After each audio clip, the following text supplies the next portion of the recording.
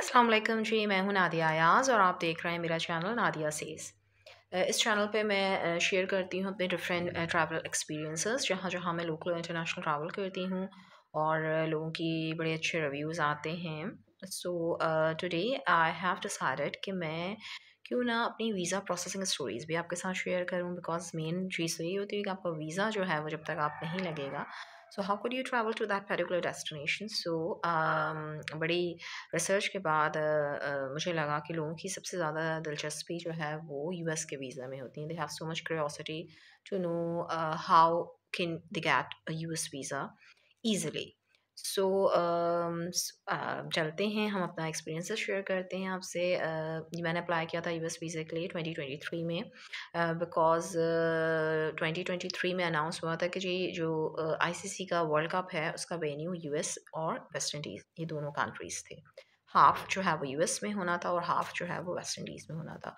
तो I had this idea कि भई इट्स अ गुड टाइम, एक चांस ले सकते हैं कि मोस्ट प्रोबेबली हमारा लग जाए, क्योंकि एक इंटरनेशनल इवेंट को होस्ट कर रहा है। जब भी कोई कंट्री किसी इंटरनेशनल इवेंट को होस्ट कर रहे होते हैं तो नॉर्मली वीज़ा लगने के चांसेस ज़्यादा होते हैं, बिकॉज टूरिस्ट आते हैं, वो इवेंट देखते हैं और ऑब्वियसली उससे उनकी जो इनकम है वो जनरेट होती है, टूरिज्म इंडस्ट्री डेवलप होती है।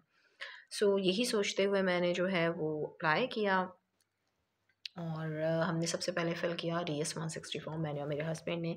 उसमें बेसिक इन्फॉर्मेशन थी, जो है आपके पेरेंट्स के बारे में इन्फॉर्मेशन थी, उनके नेम्स और जो है आपके एजुकेशनल बैकग्राउंड और आपके जो सोशल मीडिया हैंडल्स हैं उनके बारे में आपको बिल्कुल एक्यूरेट और अप टू डेट इन्फॉर्मेशन देनी है। If you have multiple social media handles, for instance कि अगर मैं इंस्टा पे हूँ, मेरे पास 2 सोशल मीडिया अकाउंट्स हैं ऑन इंस्टा, तो I should mention it clearly and honestly. So इस चीज़ के हवाले से बड़ा ख्याल रखिएगा। अपने ईमेल एड्रेसेस, जितने भी मल्टीपल ईमेल एड्रेसेस आप यूज़ कर रहे हैं, you need to mention them honestly without any dishonesty, because जैसे कि बचपन में हमने एक मुहावरा सुना है कि honesty is the best policy, so the same applies over here. वैसे तो ज़िंदगी के हर चीज़ में ऑनेस्टी बहुत रिक्वायर्ड होती है, लेकिन यूएस वीज़ा है और आप चाहते हैं कि आप हासिल करें, तो इस पे अमल पैरा हो जाएँ कि honesty is the best policy. हाँ जी, हमने एक्यूरेट और up to date information provide की।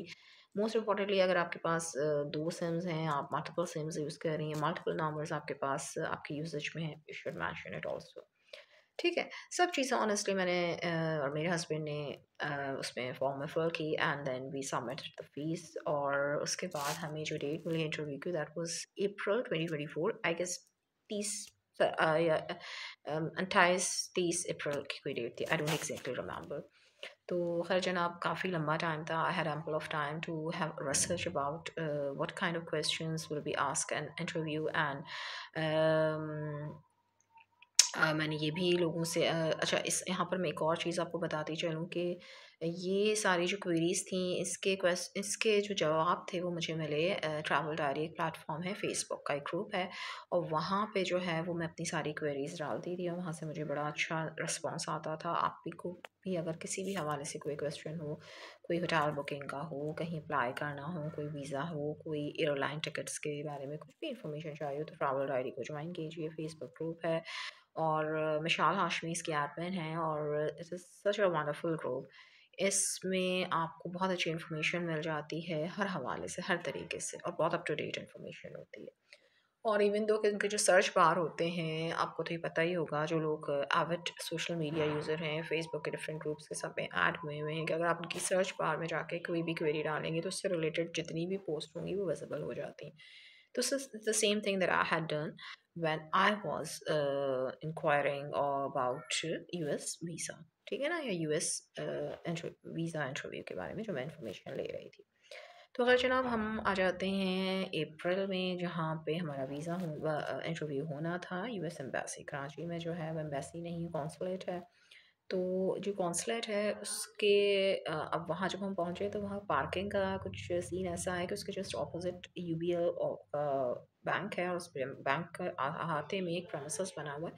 वहीं पे लोगों ने अपनी गाड़ियाँ पार्क की थी, वहीं हमने अपनी गाड़ी पार्क की। अच्छा, आप सेल फ़ोन नहीं ले जा सकते, आप hand bag, shoulder bag, purse ऐसी कोई चीज़ नहीं लेकर जा सकते, हैवी ज्वेलरी नहीं पहनी, घड़ी नहीं पहनिएगा, ठीक है ना। तो ये कुछ चीज़ें हैं जो आप नहीं कीजिएगा। So all is fine. वहाँ सिक्योरिटी चेक होता है गेट पे, वो चेकिंग हो जाएगी। लैपटॉप वगैरह मत लेके जाइएगा। कुछ बच्चे थे बेचारे जो आई गेस जिन्होंने स्टूडेंट वीज़ा के लिए अप्लाई किया था, वो लैपटॉप वगैरह लेके आ गए थे। So don't do this mistake. फिर उनको वापस कर दिया जाता, फिर वो कहाँ अपनी चीज़ें रखेंगी, भी एक बड़ा मसला मसाइल होते हैं। तो जनाब हम इन सब चीज़ों से गुज़रे, उसके बाद क्या होता है ये मैं डिस्कस करूँगी नेक्स्ट वीडियो में। इसके इसलिए आपको मेरी नेक्स्ट वीडियो ज़रूर देखनी है, और मेरे चैनल को लाइक भी करें, शेयर भी करें एंड सब्सक्राइब भी कीजिए। थैंक यू जी, अल्लाह हाफ़िज़।